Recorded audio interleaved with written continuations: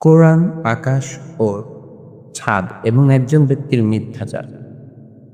Mostafizur Rahman sir সাজিদের দিকে এক অদ্ভুত দৃষ্টিতে তাকিয়ে আছেন। তাকানোর ভঙ্গি এরকম ছিল, বাছা, আজকে তোমাকে পেয়েছি।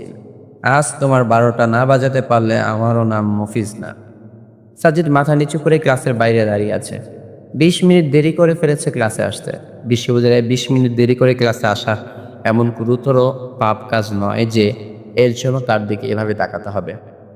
সাজিদ সবিনয়ে বলল, স্যার আসবো? মফিজুর রহমান স্যার অত্যন্ত গুরুগম্ভীর গলায় বললেন, হুম। এমনভাবে বললেন যেন সাজিদকে দু চার কথা শুনিয়ে দরজা থেকে দেখিয়েই পাঠিয়ে দিতে পারলেই ওনার কাজও রয়। সাজিদ ক্লাসরুমে এসে বসল।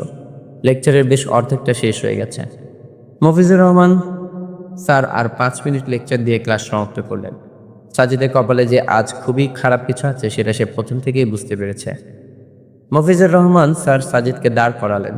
খুব স্বাভাবিক চেহারায় হাসি হাসি মুখ করে বললেন, সাজিদ কেমন আছো? সাজিদ প্রায় ভূত দেখার মতো চমকে উঠল। এই মুহূর্তে সে যদি সত্যি সত্যি ডুমুরের ফুল অথবা ঘোড়ার ডিম জাতীয় কিছু দেখত, হয়তো এতটা চমকাতো না। মিরাকল জিনিসটাই তার বিশ্বাস আছে। তবে মফিজুর রহমান স্যারের এই আচরণ তার কাছে তার চেয়েও বেশি কিছু মনে হয়েছে। এই ভদ্রলোক এত সুন্দর করে এরকম হাসি মুখ নিয়ে কারোর সাথে কথা বলতে পারে, এটাই এতদিন এটার একটা রহস্য ছিল। সাজিদ নিজেকে খানিকটা সামনে নিয়ে বলল, জি স্যার, ভালো আছি আলহামদুলিল্লাহ। আপনি কেমন আছেন? তিনি আবারও একটি মুচকি হাসি দিলেন। সাজিদ পুনরায় অবাক হলো।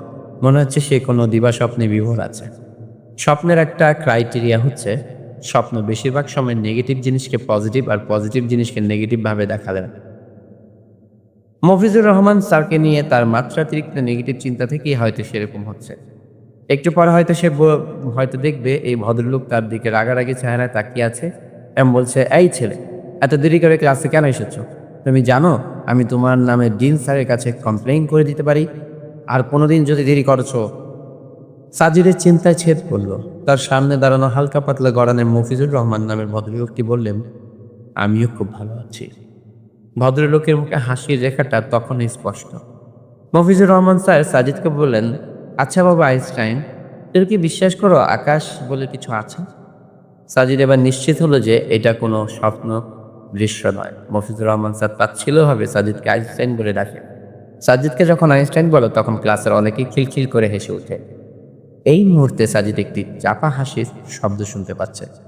তাহলে এটা কোনো স্বপ্ন দৃশ্য নয়, বাস্তব। সাজিদ বলল, জি স্যার, বিশ্বাস করি। ভদ্রলোক আরেকটি মুচকি হাসি দিলেন। তিনি আজকে হাসতে হাসতে দিন কেটে পার করে দেওয়ার মতো ফোন করেছেন কিনা কে জানে। তিনি বললেন, বাবা আইনস্টাইন, আদতে আকাশ বলে কিছু নেই। আমরা যেটাকে আকাশ বলি সেটা হচ্ছে আমাদের দৃষ্টির প্রান্ত সীমা। মাথার উপরে নীল রঙা যে জিনিস দেখতে পাও সেটাকে মূলত বায়ুমণ্ডলের কারণেই নীল দেখায়। চাঁদে বায়ুমণ্ডল নেই বলে চাঁদে আকাশকে কালো দেখায়। বুঝতে পেরেছেন মহামতি আইনস্টাইন? স্যারের কথা শুনে ক্লাসে কিছু অংশ আবার হাসাহাসি শুরু করলো। স্যার আবার বললেন, তাহলে বুঝলে তো আকাশ বলে কিছু নেই? সাজিদ কিছুই বলল না, চুপ করে আছেন। স্যার বললেন, গত রাতে কি হয়েছে জানো? নেট সার্চ দিয়ে একটি ব্লগ সাইটে ঠিকানা পেলাম, মুক্তমনা ব্লগ নামে। রবিজিৎ নামে এক ব্লগারের লেখা পেলাম সেখানে। খুব ভালো লেখা দেখলাম। যাই হোক, রবিজিৎ নামের এই লোকটা কোরআনের কিছু বাণী উদ্ধৃত করে দেখালো, কত উদ্ভট এসব জিনিস। সেখানে আকাশ নিয়ে কে বলা হয়েছে শুনতে চাও? সাজিদ এবারও কিছু বলল না, চুপ করে আছে। স্যার বললেন, কোরআনে বলা আছে, আর আমরা আকাশকে করেছি সুরক্ষিত ছাদ।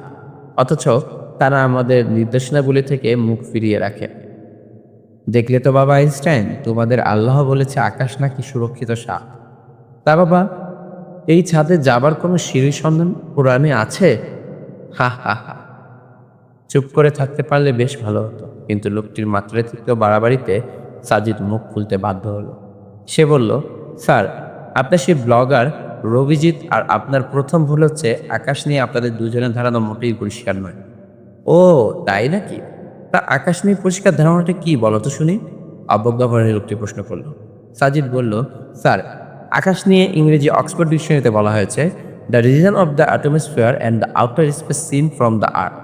অর্থাৎ পৃথিবী পৃষ্ঠ থেকে বায়ুমণ্ডল এবং তার বাইরে যা কিছু দেখা যায় সেটাই আকাশ। আকাশ নিয়ে আরও পরিষ্কার বলা আছে উইকিপিডিয়াতে। যদিও উইকিপিডিয়ার তথ্য মূল সোর্স নয়, আপনি নেটগেটে মুক্তমতা ব্লগ অবধি যেতে পেরেছেন, আরেকটু এগিয়ে উইকিপিডিয়া অবধি গেলেই পারতেন।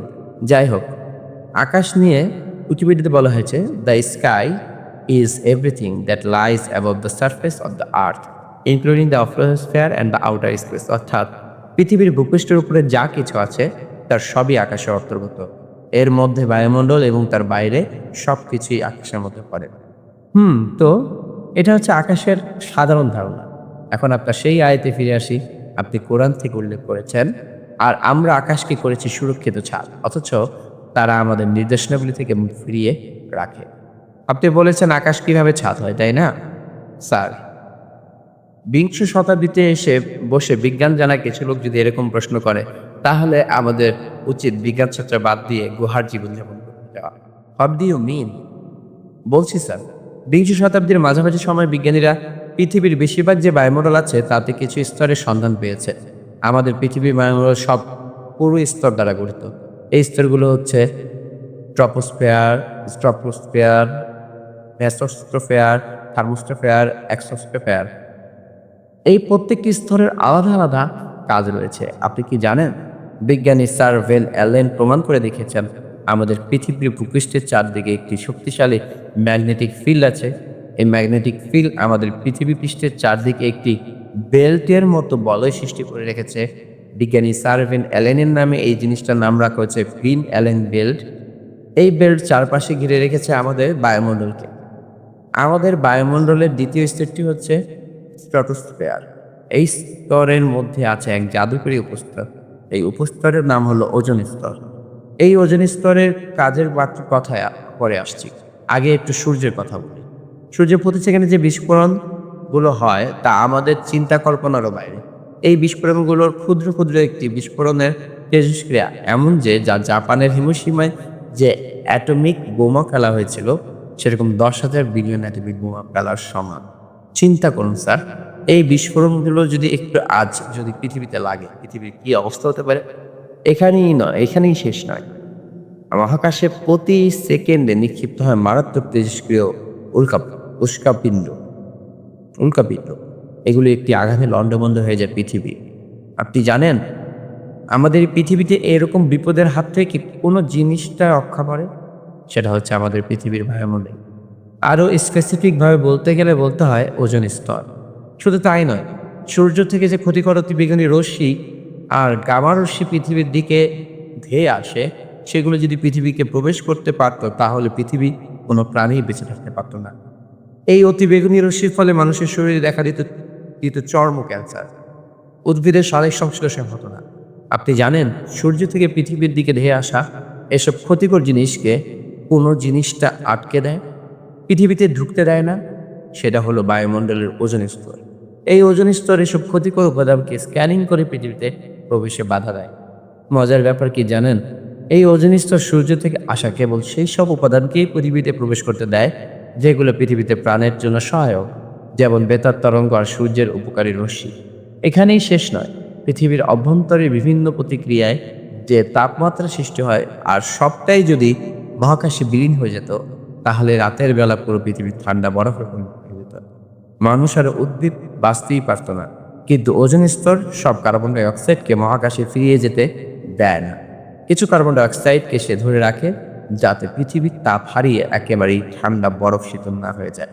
পৃথিবীরা এটাকে গ্রিন হাউস বলে, বিজ্ঞানীরা এটাকে গ্রিন হাউস বলে। স্যার, বায়ুমণ্ডলের ওজোন স্তরের এই যে ফর্মুলা কাজ, এটা কি আমাদের পৃথিবীকে সূর্যের বিস্ফোরিত গ্যাস, সূর্যের অতিবেগুনি রশ্মি, মহাকাশীয় উল্কাপিণ্ড থেকে ছাদের মতো রক্ষা করছে না? আপনার বাসায় বৃষ্টির পানি প্রবেশ করতে পারে না আপনার বাসায় ছাদের জন্য। বিভিন্ন দুর্যোগে আপনার বাসার ছাদ যেমন রক্ষা করেছে, ঠিক সেভাবে বায়ুমণ্ডলের ওজোন স্তর কি আমাদের রক্ষা করছে না? আমরা আকাশের সংজ্ঞা থেকে জানলাম যে পৃথিবী পৃষ্ঠ হতে ওপরে সব কিছুই আকাশের মধ্যে পড়ে। বায়ুমণ্ডল তো তাহলে আকাশের মধ্যেই পড়ে, এবং আকাশের সংজ্ঞায় বায়ুমণ্ডলের কথা আলাদা করেই বলা আছে।